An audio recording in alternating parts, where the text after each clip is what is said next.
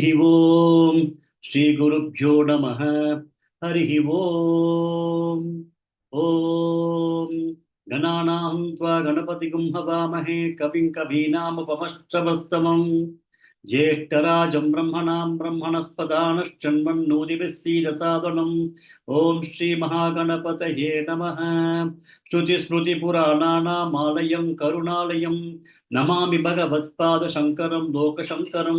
सदाशिवसमारम्भां शङ्कराचार्यमध्यमाम् अस्मदाचार्यपर्यन्तां वन्दे श्रीगुरुपरम्पराम्। ॐ श्रीशङ्कराचार्यस्वामिने नमः। ॐ सहना भवतु सहनौ भुनक्तु सह वीर्यं करवावहै तेजस्विनावधीतमस्तु मा विद्विषावहै। ॐ शान्ति शान्ति शान्तिः। हरिः ओम श्री गुरुभ्यो नमः। हरिः ओम। नमस्ते महोदय। राजेश्वरी शिवशंकर भगिनी। नमस्ते महोदय। नमस्ते। द्यावा पृथिव्योरिदमन्तरं हि व्याप्तं त्वयि केन तितश्च सर्वाः दृष्ट्वाद्भुतं मुक्रन्तवेदं लोकत्रयं लोकत्रयं प्रव्यथितं महात्मन्। Again, last two lines. दृष्ट्वाद्भुतं रूपमुक्रन्तवेदं लोकत्रयं प्रव्यथितं महात्मन्। Good. Sorry, श्रीमती भगिनी। नमस्ते महोदय। नमस्ते। अमीहि त्वां सुरसङ्गा विशन्ति केचित् भीताः प्राञ्जलयो गृह्णन्ति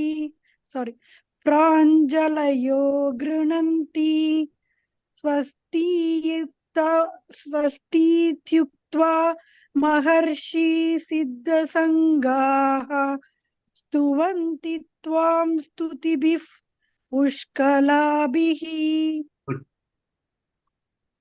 कृष्ण पावनी भगिनी। नमस्ते महोदय।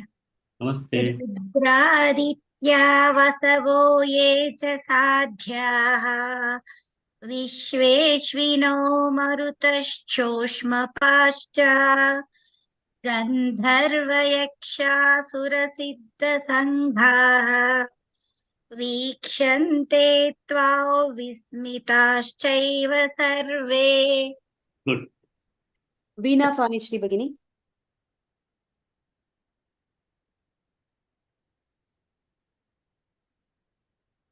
वीणा फानिश्री भगिनी। ओके, लक्ष्मी बीवी भगिनी। यस भगिनी। रूपं महत्ते बहुवक्त्र नेत्रं महाबाहो बहुबाहुरुपादं बहुदरं बहुदंष्ट्राकरालं दृष्ट्वा लोकाः प्रव्यथितास्तथाहम्। Good. उषा श्रीनिवासन भगिनी।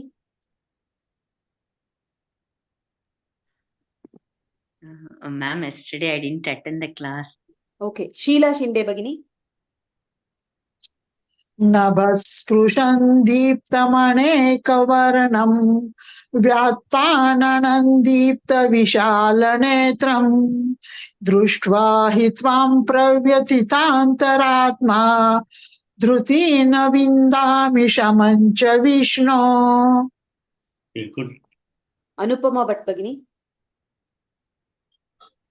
दंष्ट्राकरालानि च ते मुखानि दृष्ट्वैव कालानलसन्निभानि दिशो न जाने न लभे च शर्मा प्रसीद देवेश जगन्निवास। Good. So this shloka I think I'll again take today, and then 3 or 4 of you can chant it fully. I'll chant it fully once, and then maybe 3 of you can chant it fully. अमी च त्वां धृतराष्ट्रस्य पुत्राः सर्वे सहैवावनिपालसङ्गैः भीष्मो द्रोणसूतपुत्रस्तथासौ सहास्मदीयैरपि योधमुख्यैः. Lalita Bhagini. Yes, sir. अमी च त्वां धृतराष्ट्रस्य पुत्राः सर्वे सहैवावनिपालसङ्गैः भीष्मो द्रोणः सूतपुत्रस्तथासौ सहास्मदीयैरपि योधमुख्यैः. Good. Next. Sai Lakshmi Bhagini. नमस्ते महोदय. Namaste. अमी च त्वां धृतराष्ट्रस्य पुत्राः सर्वे सहैवावनिपालसङ्घैः भीष्मो द्रोणः सूतपुत्रस्तथासौ सहास्मदीयैरपि योधमुख्यैः. Good. One more person. Sri Lakshmi Bhagini. नमस्ते महोदय. Namaste. अमी च त्वां धृतराष्ट्रस्य पुत्राः सर्वे सहैवावनिपालसङ्घैः भीष्मो द्रोणसूतपुत्रस्तथासौ सहास्मदीयैरपि योधमुख्यैः. Okay, so we'll just quickly once again recap the meaning. If you look at the earlier shlokas, we found that the Bhagavan's mouth was explained. No? One of the things that they talked about, Hutasha Vakram. 2 days back, we talked about Hutasha Vakram, which means the mouth was having so much of fire. Fire is something which can never be satisfied. Anything you offer, it will continue to consume that. So Bhagavan has opened his mouth and he was consuming everybody. People are all going into his mouth. That's what we saw.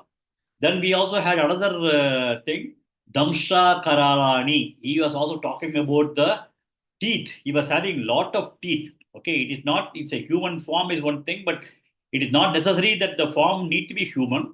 There are different types of forms available. And then he had a lot of protruding canine teeth, etc. And he had also kept his mouth totally open, like a crocodile.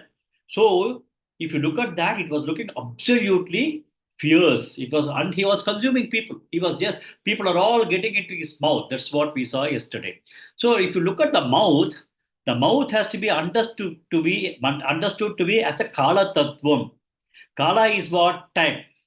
Time consumes everything. Now the open mouth is equivalent to consuming. It is just consuming. And anything will be consumed by time. If you look at that way, what was there around X years ago will not be there today. It has been consumed. The time is a great consumer. Consumer means it is not necessary that the consumer has to be somebody who is going to consume. The time itself is the biggest consumer. And dukkha you may have today. Time will consume it. After some time you will become sukha.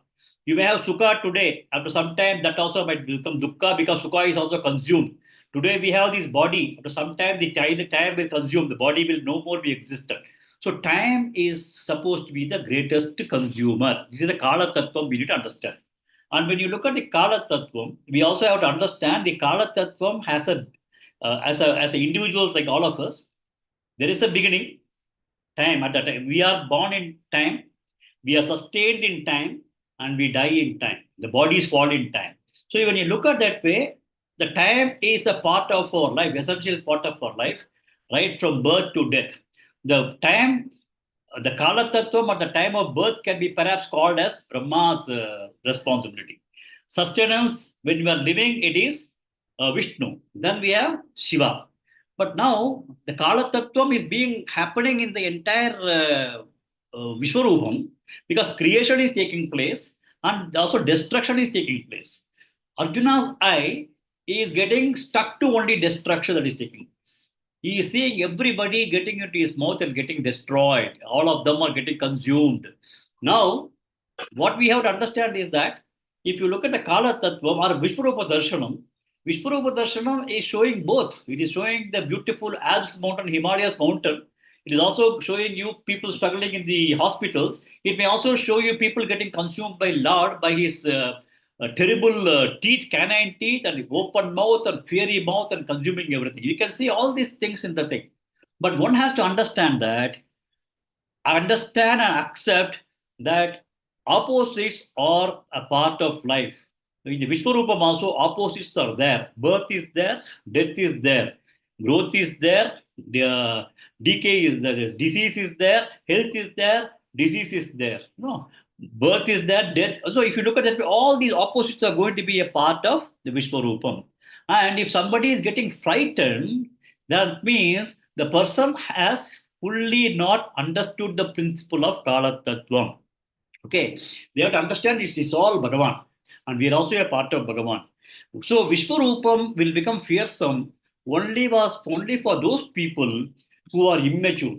They don't know. They don't still have the understanding that everything is Bhagavan. So they don't understand. They don't understand that creation has to take place, and for the next creation, destruction has to take place. Nature does it very beautifully. In fall, the entire leaves all go away.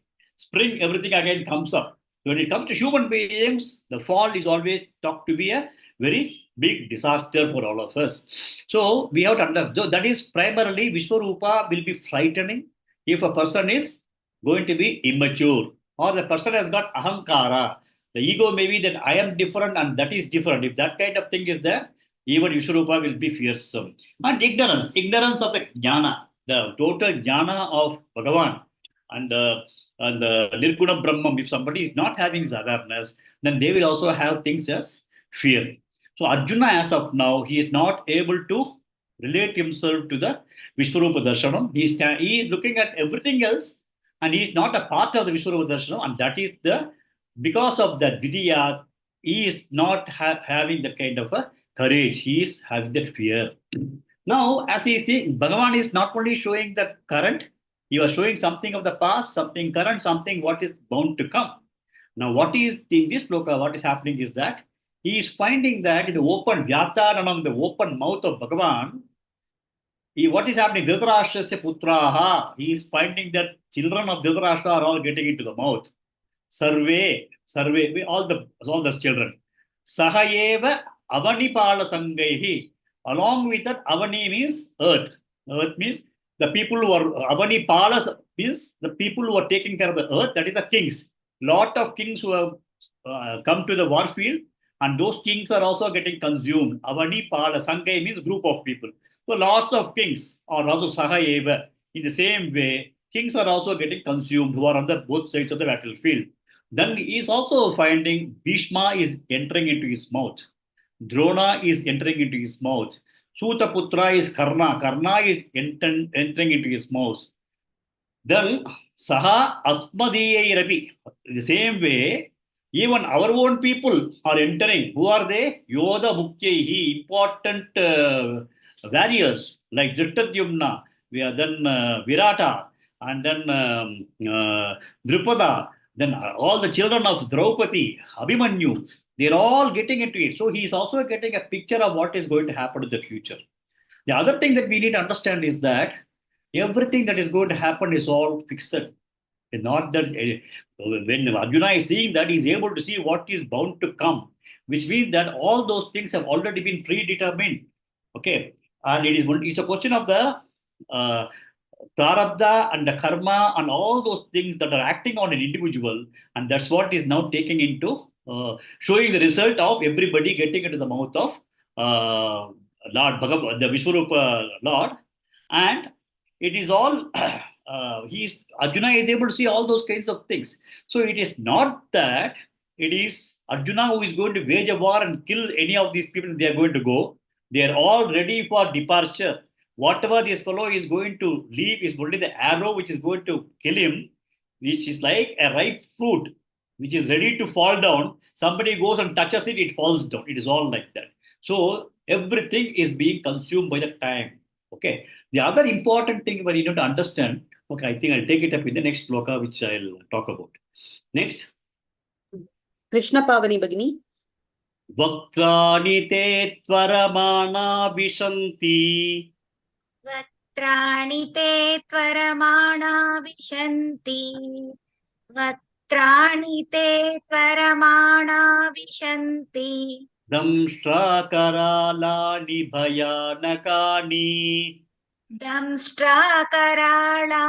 भयानकानि दंष्ट्राकराळानि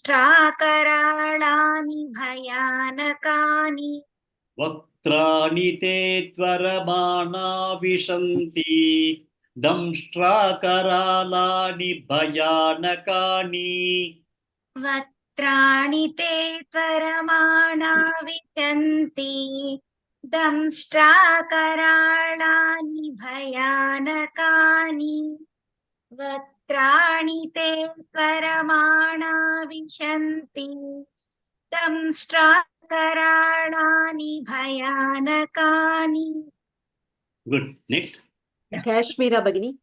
केचित् विलग्ना दशनान्तरेषु केचिद् विलग्ना दशनान्तरेषु केचिद् विलग्ना दशनान्तरेषु सन्दृश्यन्ते चूर्णितैरुत्तमाङ्गैः सन्दृश्यन्ते चूर्णितैरुत्तमाङ्गैः सन्दृश्यन्ते चूर्णितैरुत्तमाङ्गैः केचित् विलग्ना दशनान्तरेषु सन्दृश्यन्ते चूर्णितैरुत्तमाङ्गैः केचिद् विलग्ना दशनान्तरेषु सन्दृश्यन्ते चूर्णितैरुत्तमाङ्गैः केचिद् विलग्ना दशनान्तरेषु सन्दृश्यन्ते चूर्णितैरुत्तमाङ्गैः. Good. Next. Usha Srinivasan Bhagini. वक्त्राणि ते त्वरमाणा दंष्ट्राकरालानि भयानकानि Namaste Mahodaya. Vaktrani te, sorry, 1 second, sir.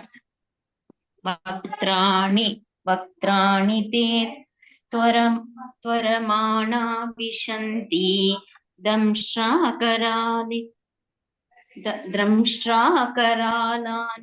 भयानकानि वक्त्राणि ते त्वरमाणा विशन्ति दंष्ट्राकरालानि भयानकानि.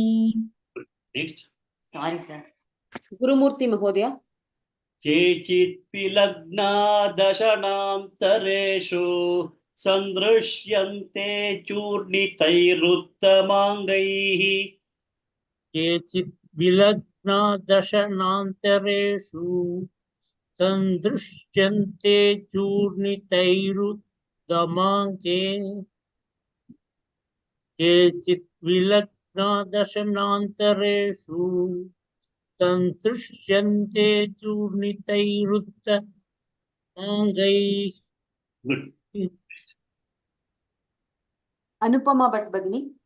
वक्त्राणि ते त्वरमाणा विशन्ति दंष्ट्राकरालानि भयानकानि केचित् विलग्ना दशनान्तरेषु सन्दृश्यन्ते चूर्णितैरुत्तमाङ्गैः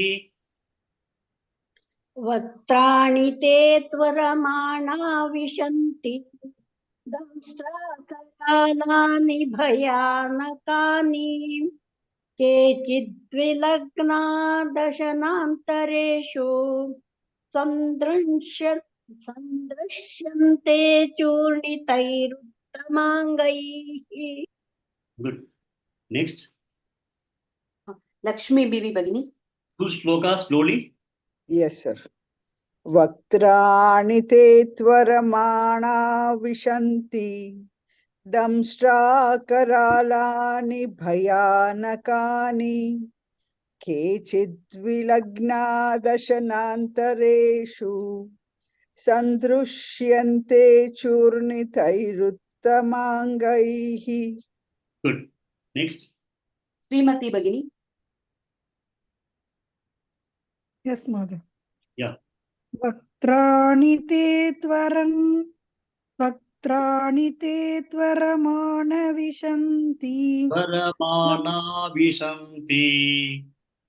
वक्त्राणि ते त्वरमाणा विशन्ति दंष्ट्राकरालानि भयानकानि केचिद्विलग्ना दशनान्तरेषु सन्दृश्यन्ते चूर्णितैरुत्तमाङ्गैः. Good. Next. शीला शिंदे भगिनी. वक्त्राणि ते त्वरमाणा विशन्ति दंष्ट्राकरालानि भयानकानि केचित् विलग्ना दशनान्तरेषु सन्दृश्यन्ते चूर्णितैरुत्तमाङ्गैः. Good. Next. वीणा फानिश्री भगिनी. नमस्ते महोदय. Namaste. वक्त्राणि ते त्वरमाणा विशन्ति दंष्ट्राकरालानि भयानकानि केचिद्विलग्ना दशनान्तरेषु सन्दृश्यन्ते चूर्णितैरुत्तमाङ्गैः. Good. One more person.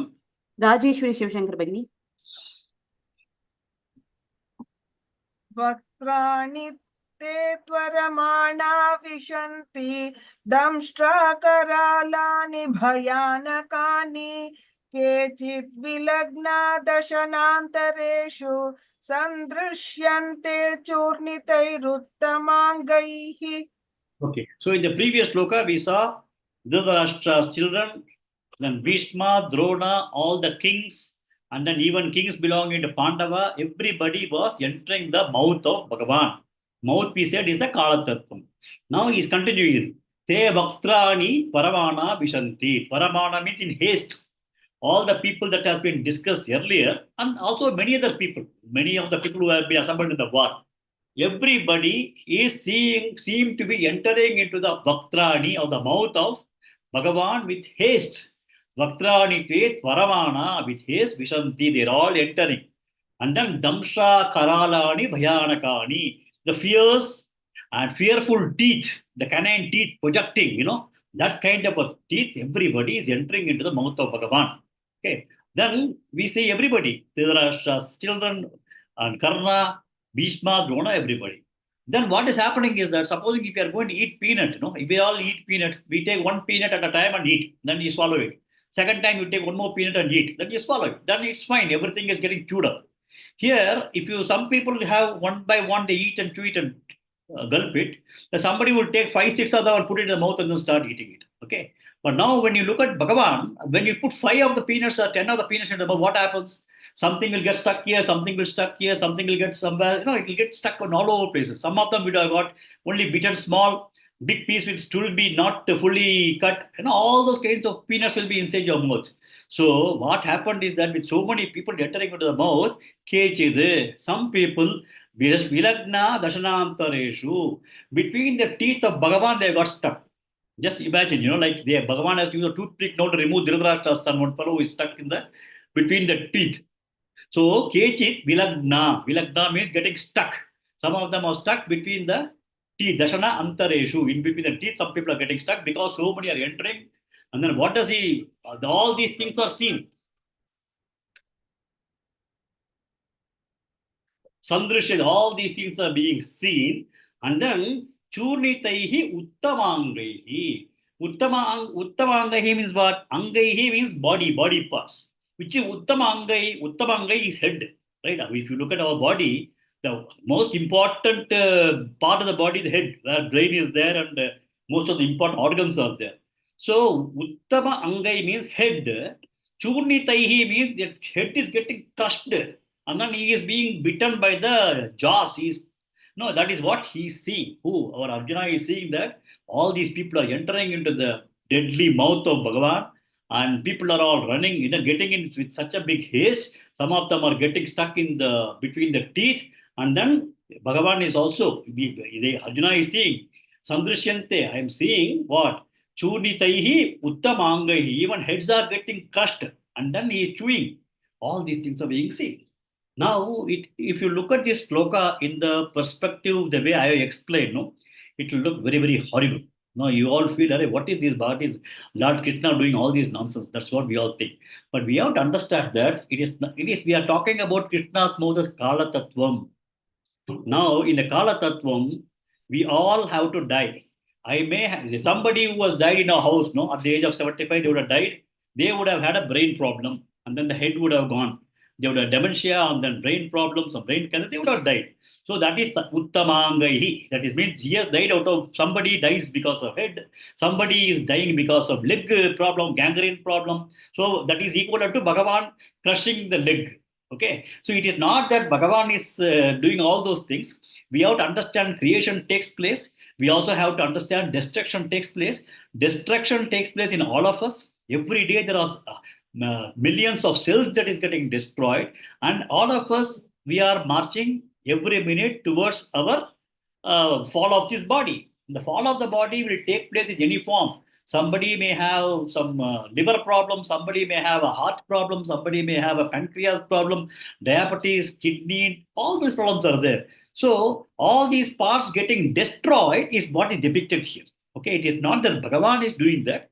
It is a natural process by which the body gets decayed. But only thing is that everybody, when they're dead, because the entire cosmos and Vishwarupa and cosmos belongs to Bhagavan, it appears to be that everybody is entering and Bhagavan is crushing them. It is actually the body itself is slowly falling. It has got to finish its prarabdha and then fall. And that is the way we need to understand. Otherwise, we think what is this Bhagavan is having people stuck in his teeth. No, we'll think like that. It should be thought in a direct, it should be thinking that everybody in future, now what Arjuna is saying is future. Everybody in future is all dying. And then Arjuna also is now knowing that the war is taking this kind of a fast forward is happening like that. And he also understands that it is not what he is going to be waging in a war. He is only a nimitta karna. He is only an instrument in the destruction of the people. He actually is not destroying. You remember in the second sloka also he said that this Atma is not it cannot be destroyed nor it kills anybody. So here also Arjuna appears to be a nimitta karana. The war appears to be a nimitta karana. The war appears to be a karana for these people to fall. But everything is done. Everything is going to fall. All destruction is going to take place. The Kala Tattvam of Bhagavan, that is birth, sustenance, and destruction, is going to continuously happen. And that is what he is now seeing in that. So that is the way we need to understand this sloka and not get really mentally worried, Bhagavan is going to crush me in his mouth. No. We all will fall with somebody will have a head problem, somebody will have a heart problem, somebody will have a lung problem, somebody will have kidney problem. Those are the kinds of, so when he's cutting, he's destroying the kidneys means that somebody has died because of kidney problem.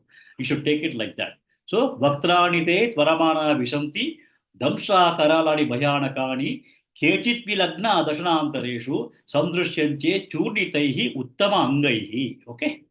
Next.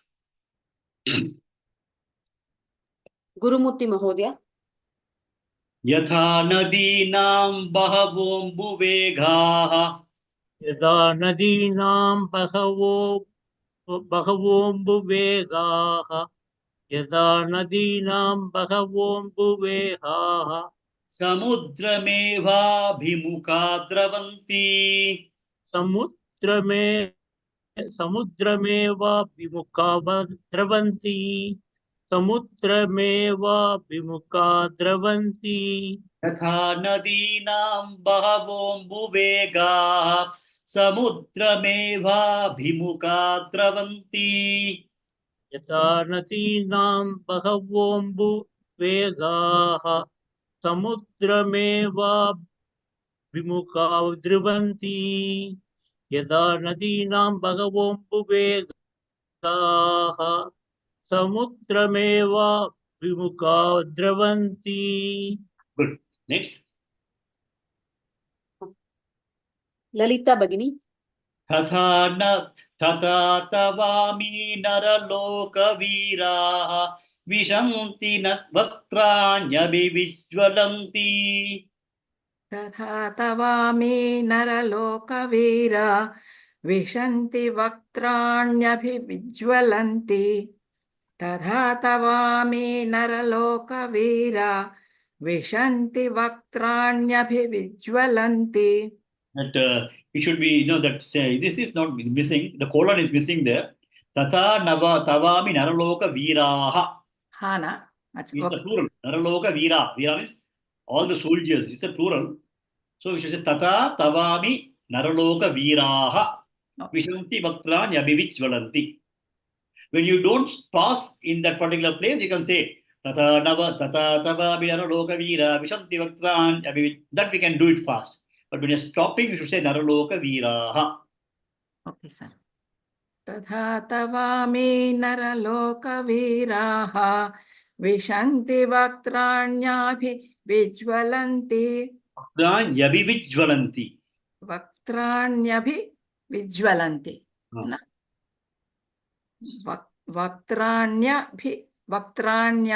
Vaktranyabhi vijvalanti.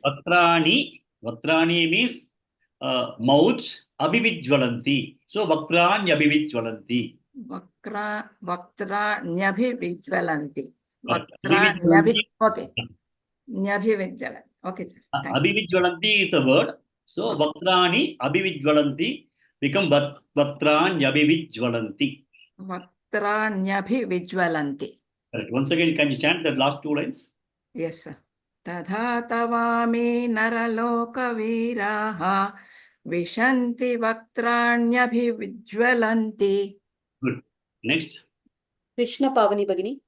Yatha nadinam bahavombuvegaha samudrameva bhimukha dravanti tatha tavami naralokavi. Sorry, you chant the first two lines only.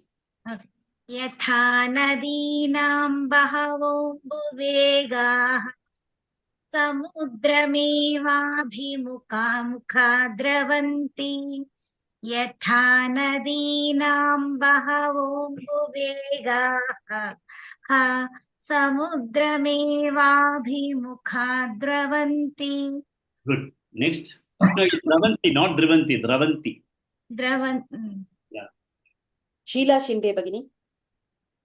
Tatha natavami naraloka viraha vishanti vaktranyabhi vijvalanti. तथा तवामि नरलोकवीराः विशन्ति वक्त्राण्यभिज्वलन्ति तथा तवामि नरलोकवीराः विशन्ति वक्त्राण्यभिज्वलन्ति. Good. Next. Sai Lakshmi Bhagini. Yatha nadinam bahavombuvegaha samudrameva bhimukha dravanti tatha tavami naraloka viraha vishanti vaktranyabhi vijvalanti. यथा नदीनां बहवोऽम्बुवेगाः समुद्रमेवाभिमुखा द्रवन्ति तथा तवामि नरलोकवीराः विशन्ति वक्त्राण्यभिविज्वलन्ति. Good. Srimati Bhagini. Full shloka. Yes, sir.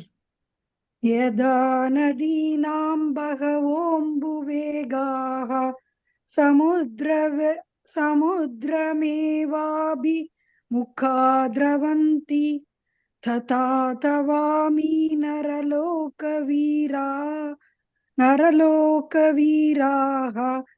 विशन्ति वक्त्राण्यभिविज्वलन्ति.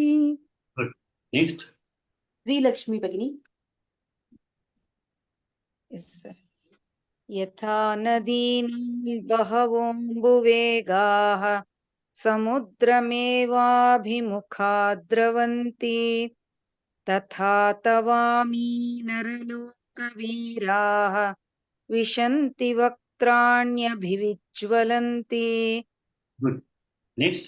Kashmira Bhagini. Yes, sir. यथा नदीनां बहवोऽम्बुवेगाः समुद्रमेवाभिमुखा द्रवन्ति तथा तवामि नरलोकवीराः विशन्ति वक्त्राण्यभिविज्वलन्ति. Good. Next. Lakshmi Bibi Bhagini. यथा नदीनां बहुवोऽम्बुवेगाः Bahavungu, not Bahubaha. बहवो ओके सर यथा नदीनां बहवोऽम्बुवेगाः समुद्रमेवाभिमुखा द्रवन्ति तथा तवामि नरलोकवीराः विशन्ति वक्त्राण्यभिविज्वलन्ति. Good. Next. Veena Fanishri Bhagini. यथा नदीनां बहवोऽम्बुवेगाः समुद्रमेवाभिमुखा द्रवन्ति तथा तवामि नरलोकवीराः विशन्ति वक्त्राण्यभिविज्वलन्ति. One more person. Anupama Bhatt Bhagini. यथा नदीनां बहवोऽम्बुवेगाः समुद्रमेवाभिमुखा द्रवन्ति तथा तवामि नरलोकवीराः विशन्ति वक्त्राण्यभिविज्वलन्ति. Okay. Now he is further explaining the same thing that is happening. Everybody is getting into the mouth of Bhagavan. Okay, that's a Kala Tattva. So, like what? Yatha Nadina Bahavaha Ambu Vegaha. Like the way, if you look at a river, and you have in the river, there are a lot of small streams will be there, joining over there. And then in the river itself, there are a lot of rapids will be there. And then the flow will be very, very high. Then what happens to the river itself may go like this, then take a turn, and again take a turn, etc., etc. But finally, the river continues to run towards where? Samudram. All the rivers try to go and join the sea. Not try to, they go to the sea. Okay, that's what happens. So, yatha nadina bahavaha ambu vegaha samudrameva abhimukha dravanti. They are going only one direction of samudram. And they want to go and join the samudram. Samudram should be now taken as the cosmic being, cosmic Bhagavan. So, if you look at that way, where did the water come from? The water has come from the ocean. The ocean water, when it gets evaporated, it becomes clouds, and then the rain comes, it again falls into the land, and then all of them start flowing towards the ocean. Similarly, if you look at that way, the entire humanity, whatever is a creation, is all getting into the mouth of Bhagavan. So who is the creator? It's Bhagavan. So everything is like a river is created by the ocean's evaporated water falling on the earth. So creation of the rivers are only by the ocean. So ocean can be talked as a cosmic level entity. So the entire creation, it is getting created and they fall in different places. At the end of the day, they all get into the same place from where they originated. So similarly, yatha nadina bahavombu vegaha samudramevabi mukha travanti. Like the way they're all, river waters are all running and gushing towards the sea, tata, in the same way, tavami, tava ami. Naraloka Veera, Ami Naraloka Veeraha. Ami means these warriors of the war, Naraloka Veeraha, those warriors who are standing in the war front. All these people, Bhishma, Drona, Karna, all the people who are Jimna, Drupata, Shikandi, everybody, Naraloka Veeraha, Tava Vaktrani, in your mouth, Vishanti, entering. What kind of mouth is that? Abhijvalanti, the mouth which is blazing like a fire. So it is only an extension of that. The mouth is blazing like a fire, like the way the rivers, which are started off with rivers, which is moving from anywhere across the place, they all run towards the sea. They may take different directions, but they all are racing towards the sea. All these people are all racing into your open mouth, which is a blazing fire. They're all going and falling into it. Okay. The same thing he will continue further also, next one also. Yeah, next. Usha Srinivasan Bhagini. Yes, sir. प्रदीप्तं ज्वलनं पतंगाः यथा प्रदीप्तं ज्वलनं पतङ्गाः यथा प्रदीप्तं ज्वलनं पतङ्गाः विशन्ति नाशाय समृद्धवेगाः विशन्ति नाशाय समृद्धवेगाः विशन्ति नाशाय समृद्धवेगाः यथा प्रदीप्तं ज्वलनं पतंगाः विशन्ति नाशाय समृद्धवेगाः यथा प्रदीप्तं ज्वलनं पतङ्गाः विशन्ति नाशाय समुद्रवेगाः Once again.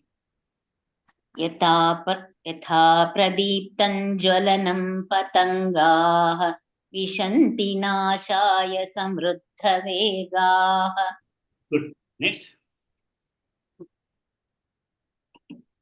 राजेश्वरी शिवशंकर भगिनी. तथैव नाशाय विशन्ति लोकाः. राजेश्वरी शिवशंकर भगिनी.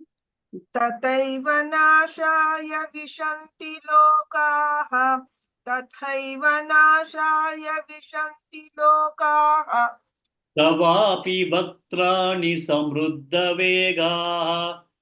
तवापि वक्त्राणि समुद्रवेगाः तवापि वक्त्राणि समुद्रवेगाः समृद्ध, not samudra, samruddha. समृद्ध, ओके समृद्ध. तवापि वक्त्राणि समृद्धवेगाः. Yeah, go ahead. Once again. समृद्ध. Yes. Because the earlier shloka we had samudram, that was different, and this is, if you look at that, samudram. This is samudram. Okay, that was nadis goes to samudram, and this is samruddha. The two times it will come samruddha vegaha, samruddha vegaha. Second line, last word, fourth line.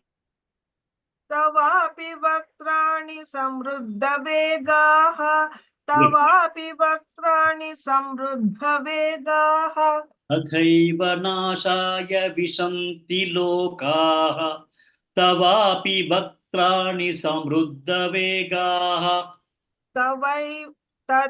तथैव नाशाय विशन्ति लोकाः तवापि वक्त्राणि समृद्धवेगाः तथैव नाशाय विशन्ति लोकाः तवापि वक्त्राणि समृद्धवेगाः.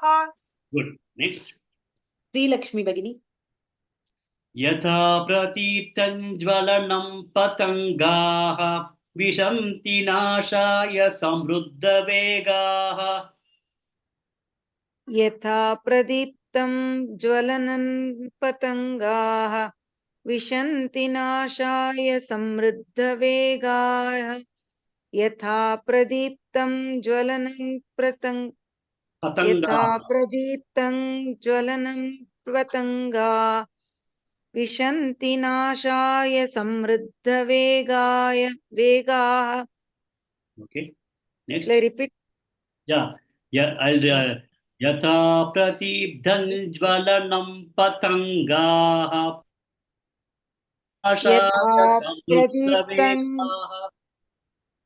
यथा प्रदीप्तं ज्वलनं पतङ्गाः विशन्ति नाशाय sorry sir, patangaah. It is not there in the book. Okay.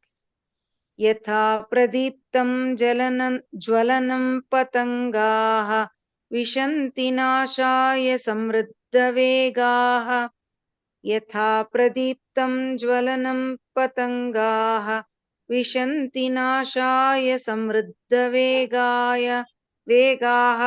Okay, right. Next. Kashmira भगिनी.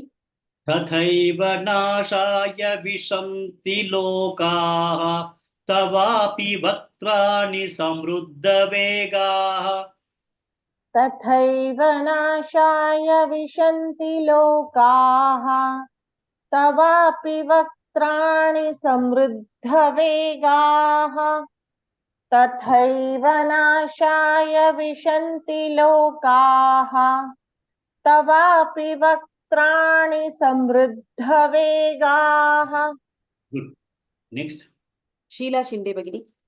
यथा प्रदीप्तं ज्वलनं पतङ्गाः विशन्ति नाशाय समृद्धवेगाः तथैव नाशाय विशन्ति लोकाः तवापि वक्त्राणि समृद्धवेगाः यथा प्रदीप्तं ज्वलनं पतङ्गाः विशन्ति नाशाय समृद्धवेगाः तथैव नाशाय विशन्ति लोकाः तवापि वक्त्राणि समृद्धवेगाः. Good. Next. Gurumurthy Mahodaya. Yes, sir. यदा प्रदीप्तं ज्वलनं पतङ्गाः विशन्ति नाशाय समृद्धवेगाः तदैव नाशाय विशन्ति लोकाः तवापि वक्त्राणि समृद्धवेगाः. Okay, good. Next. Veena Vanishri Bagini. यथा प्रदीप्तं ज्वलनं पतङ्गाः विशन्ति नाशाय समृद्धवेगाः तथैव नाशाय विशन्ति लोकाः तवापि वक्त्राणि समृद्धवेगाः. Good. Next. Krishna Pavani Bagini. यथा प्रदीप्तं ज्वलनं पतङ्गाः विशन्ति नाशाय समृद्धवेगाः तथैव नाशाय विशन्ति लोकाः तवापि वक्त्राणि समृद्धवेगाः. Okay, good. Next. Lalita Bagini.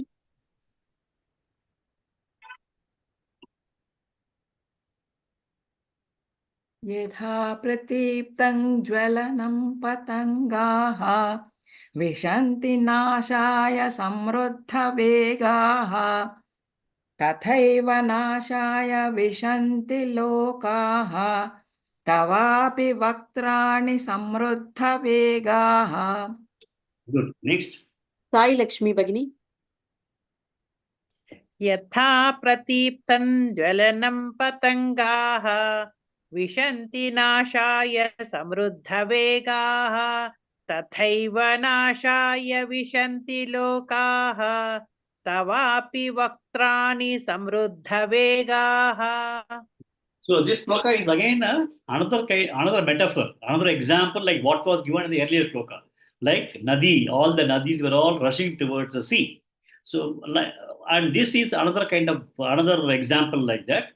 Yata pradiptum jvaranam patangaha. So if you find that suddenly when there is a kind of big rain in the night, what happens is when you put on the light, you'll have a lot of these fireflies. They start coming to all these lights.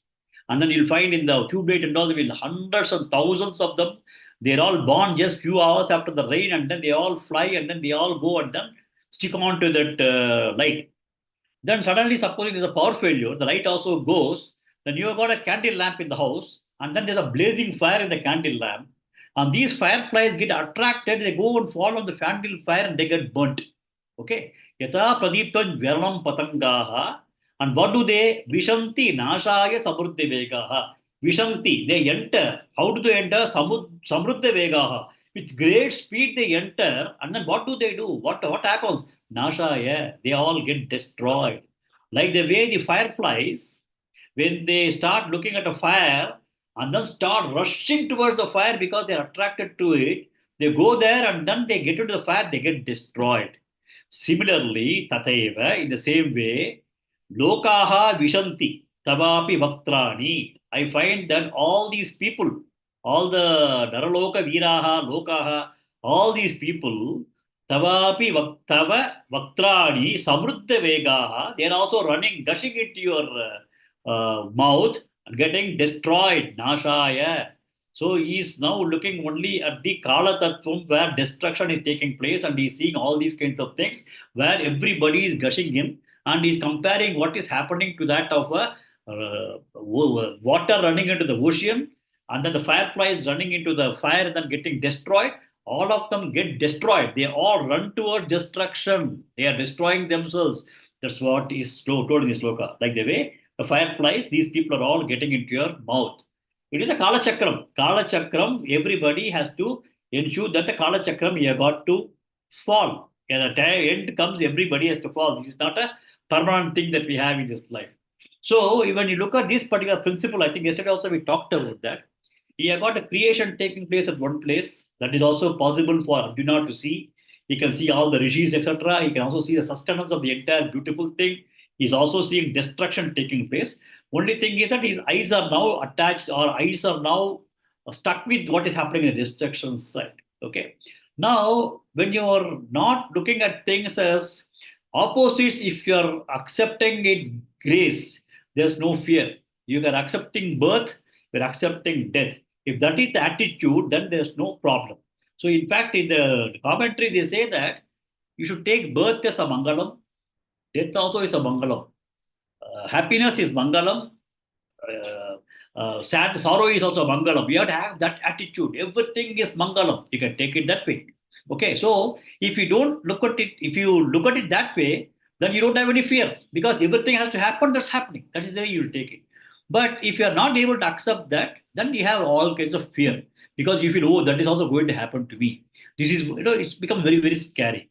So if you look at that way, Shankaracharya also in his Bhajagovidam, he has told, no, Punarabi Jananam, Punarabi Bananam, Punarabi Janani, Jatare Shayanam, Ida Samhar, Iha Samsare, Bahutustare, Kripaya Pare, Pahi Murare. He said that Punarabi Jananam, Punarabi Maranam. You were born, you die. Again you are born, again you die. So Punarabi Baranam, Punarabi Jananam, Punarabi Janani Jatare Sayanam. Again, what you do is once you are dead, Punarabi Janani, you find one nice mother, go to her womb and then go on happily rest over there. Punarabi Janani Jatare Sayanam. So there the person goes on happily sits inside the womb of a mother, and then after 10 months he is going to come out. So Punarabi Jananam, Punarabi Bananam, Punarabi Janani Jatare Sayanam. Iha Samsare, this is the Samsara. Samsara is life of birth and death. It's going to continue. Bahutustare, Kripaya Pare, Pahi Murare. So he says that this samsara is going to be full of dukkha. So what Shankaracharya says in his sloka is that Jananam and Maranam in this sloka, if you look at it in isolation, both are amangalam, he says. Because it's dukkham. Dukkham is amangalam. So Shankaracharya says Jananam and Maranam iha samsare bahutustare kripaya pare. You have to only seek the blessings of Murari. That's what he says. So he says amangalam. Again, getting born and died, born and death, birth and death is amangalam. Okay, so here, if you start looking at everything as mangalam, everything is fine, and you don't have a fear. And Arjuna is still having that fear of seeing all those kinds of things. Okay, so what is happening is that everybody is hurrying into the mouth of Bhagavan and getting themselves destroyed, like the way a firefly flies into the fire and gets itself destroyed. Next. Lakshmi Bibi Bagini. Yes. Lilihyase grasamanas Lelihyase grasamanas samantat. Lelihyase grasamanas samantat. Lokan samagran vadanejvaladbihi. Lokan samagran vadavaijvaladbihi. Vadanaihi jvaladbihi. Lokan samagran vadanaihi. Vadanai means you can say in the face, he is having jvaladbihi, no? Yeah. He is having the fire. So, Lokan samagran vadanaihi jvaladbihi. Lokan samagran vadanaijvaladbihi. Lelihyase grasamanas samantat. Lokan samagran vadanaijvaladbihi. Okay, good. Next. Anupama Bhatt Bagini. Tejo virapurya jagat samagram. तेजोभिरापूर्य जगत्समग्रम् तेजोभिरापूर्य जगत्समग्रम् भासस्तवोग्राः प्रतपन्ति विष्णो भासस्तवोग्राः प्रतपन्ति भासस्तवोग्राः प्रतपन्ति विष्णो भासस्तवोग्राः प्रतपन्ति विष्णो तेजोभिरापूर्य जगत्समग्रम् भासस्तवोग्राः प्रतपन्ति विष्णो तेजोभिरापूर्य जगत्समग्रम् भासस्तवोग्राः प्रतपन्ति विष्णो तेजोभिरापूर्य जगत्समग्रम् भासस्तवोग्राः प्रतपन्ति विष्णो. Good. Next. उषा श्रीनिवासन भगिनी. लेलिह्यसे ग्रसमानः समन्तात् लोकान् समग्रान् वदनैर्ज्वलद्भिः लेलिह्यसे ग्रसमानः समन्तात् लेलिह्यसे ग्रसमानः समन्तात् लोकान् समग्रान् वदनैर्ज्वलद्भिः लोकान् समग्रान् वदनैर्ज्वलद्भिः. Okay, good. Next. श्रीलक्ष्मी भगिनी. तेजोभिरापूज्य जगत्समग्रम् भासस्तवोग्राः प्रतपन्ति विष्णो तेजोभिरापूर्य जगत्समग्रम् भासस्तवोग्रा प्रतपन्ति विष्णो तेजोभिरापूर्य जगत्समग्रम् भासस्तवोग्रा प्रतपन्ति विष्णो. Good. Next. शीला शिंदे भगिनी. लेलिह्यसे ग्रसमानः समन्तात् लोकान् समग्रान् वदनैर्ज्वलद्भिः लेलीयसे ग्रसमानः समन्तात् लोकान् समग्रान् वदनैर्ज्वलद्भिः लेलीयसे ग्रसमानः समन्तात् लोकान् समग्रान् वदनैर्ज्वलद्भिः. Good. Next. श्रीमती भगिनी.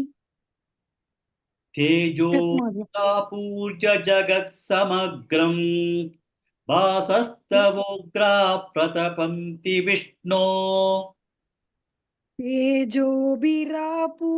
जगत्समग्रम् भासस्तवोग्राः प्रतपन्ति विष्णो तेजोभिरापूर्य जगत्समग्रम् भासस्तवोग्राः प्रतपन्ति विष्णो. Good. Next. राजेश्वरी शिवशंकर भगिनी. लेलिह्यसे ग्रसमानः समन्तात् लोकान् समग्रान् वदनैर्ज्वलद्भिः तेजोभिरापूज्य जगत्समग्रम् भासस्तवोग्राः प्रतपन्ति विष्णो लेलिह्यसे ग्रसमानः समन्तात् लोकान् समग्रान् वदनैर्ज्वलद्भिः तेजोभिरापूर्य जगत्समग्रम् भासस्तवोग्राः प्रतपन्ति विष्णो. Good. Next.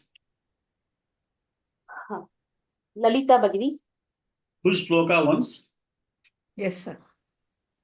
लेलिह्यसे ग्रसमानः समन्तात् लोकान् समग्रान् वदनैर्ज्वलद्भिः Samagran, not sama, samagran.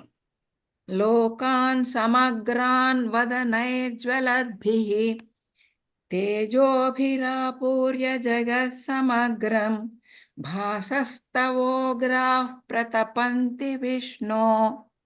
Okay, good. Next. वीणा फानिश्री भगिनी. लेलिह्यसे ग्रसमानः समन्तात् लोकान् समग्रान् वदनैर्ज्वलद्भिः तेजोभिरापूर्य जगत्समग्रम् वासस्तवोग्राः प्रतपन्ति विष्णो. Good. Next. Gurumurthy Mahodaya. Yes, sir. लेलीह्यसे ग्रसमानसमन्ताद् लोकान् समग्रान् वदनैर्ज्वलद्भिः तेजोभिरापूर्य जगत्समग्रम् वासस्तवोग्रा प्रतपन्ति Vishnu. Good. Next, one more person. Krishna Pavani Bhagini. लेलिह्यसे ग्रसमानसमन्तात् लोकान् समग्रान् वदनैज्ज्वलद्भिः तेजोभिरापूर्य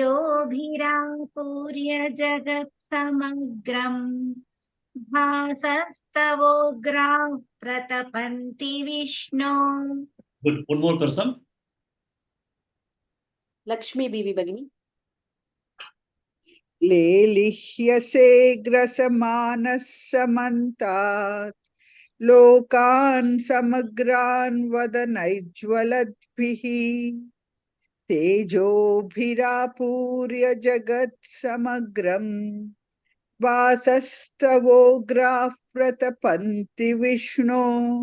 Okay. So, लेलिह्यसे, when you have a 2-year-old child, you get a nice Cadbury sweet chocolate and give it to it, full piece. What does it do? It eats that, it starts flowing all over, it starts licking, licking from the tongue, it will start licking all over. So, lelichyase is that, licking. Suppose if you drink honey, honey starts falling over, then you start licking all over, People have a tendency to lick that whatever is coming out. So, Bhagavan was lelichyase, he was licking all over the entire mouth area because he is consuming everything. We saw in the earlier Shloka, Vilagna Dashanantareshu. People have got stuck in between the teeth. Then people are getting crushed. So you also have a lot of things coming out. So he seems to be licking everything. Lelishyase, Grasamana. Grasamana is following. Samanta. Everything is following. Everything is licking and swallowing. What all things is Samantat? Completely from all directions. Lokan, Samagran. Everything, everybody, all the people, completely, all the people, Lokan, Samagran. Vadanej Valadbihi, by the flames coming out of his mouth, Bhagavan is completely coming, Samanta, coming from all directions. He is either swallowing them or licking them and consuming everybody. Then Tejobihi Apurya. Apurya, filled with your brilliance, Jagat Samagram, the entire world. Basaha is all with your flames.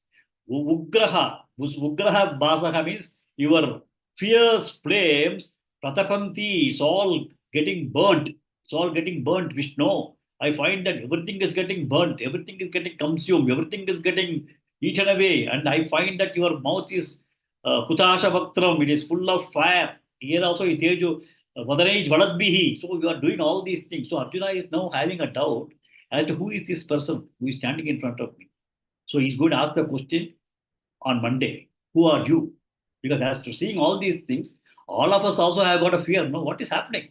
He is looking at the destruction portion of the Bhagavan. It becomes extremely difficult for people to digest. And Arjuna also comes to the same state of mind as to, Arey, what is this? Who is this? So he is going to ask Bhagavan, who are you? That is, he is going to ask on Monday. So 2 days, we'll continue this on Monday. Okay? Vaktrani te tvaramana vishanti damshakaralani bhayanakani kechid vilagna dashanantareshu sandrishyante churnitairuttamangai yatha nadinam bahavom buvegaha samudrameva bhimukhadраvanti tata tavami naraloka viraha Vishanti Vatra Yabi Vijvalanti Yatha Pradiptan Jvalanam Patangaha Vishanti Nashaya Samruddha Vegaha Tataiva Nashaya Vishanti Lokaha Tavapi Vatrani Samruddha Vegaha लेलिह्यसे ग्रसमानः समन्तात् लोकान् समग्रान् वदनैर्ज्वलद्भिः तेजोभिरापूर्य जगत्समग्रं वासस्तवोग्राः प्रतपन्ति विष्णो ॐ पूर्णमदः पूर्णमिदं पूर्णात् पूर्णमुदच्यते पूर्णस्य पूर्णमादाय पूर्णमेवावशिष्यते ॐ शान्ति शान्ति शान्तिः हरिः ओम श्री गुरुभ्यो नमः हरिः ओम।